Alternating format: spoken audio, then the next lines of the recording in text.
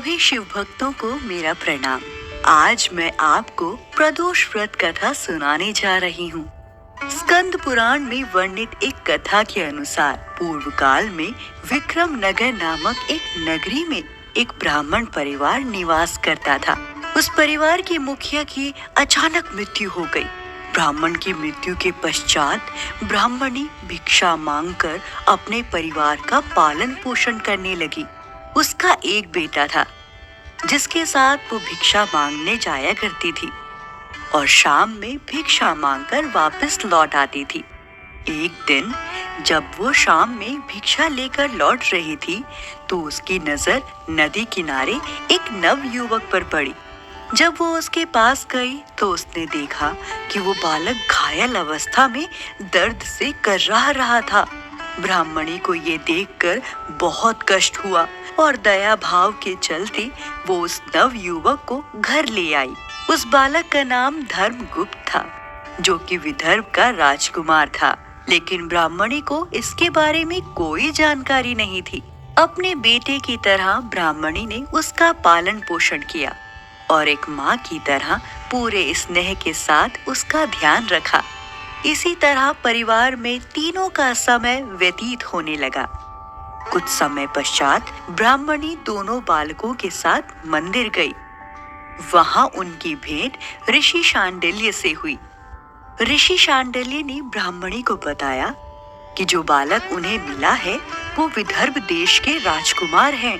उन्होंने आगे धर्मगुप्त के अतीत के बारे में बताते हुए कहा कि शत्रुओं की सेना ने उसके राज्य पर आक्रमण कर दिया था और इस युद्ध में उसके पिताजी वीरगति को प्राप्त हो गए थे। उनकी माताजी भी शोक में स्वर्गलोक सिधार गई। इसके बाद शत्रु सैनिकों ने धर्मगुप्त को राज्य से बाहर निकाल दिया।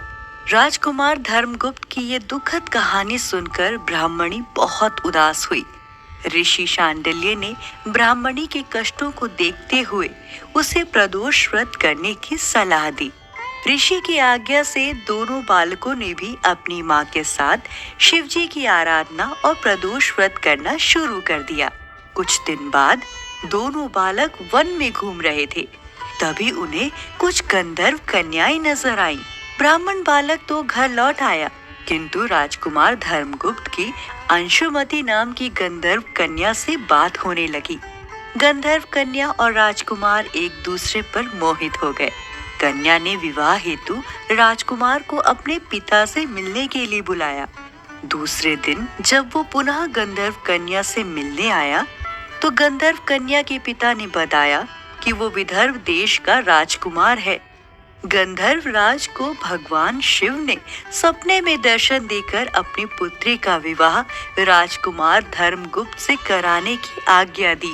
भगवान की आज्ञा मानकर गंधर्व राज ने अपनी पुत्री का विवाह राजकुमार धर्मगुप्त से करवा दिया। इसके बाद राजकुमार धर्मगुप्त ने गंधर्व सेना की सहायता से विदर्भ देश पर पुनः आधिपत्य प्राप्त किया।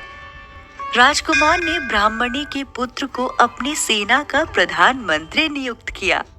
इस प्रकार प्रदोष व्रत करने के फलस्वरूप अंततः उन तीनों लोगों के सभी कष्ट दूर हो गए। कथा सुनने वाले सभी भक्तजनों पर भगवान शिव की कृपा सदैव बनी रहे।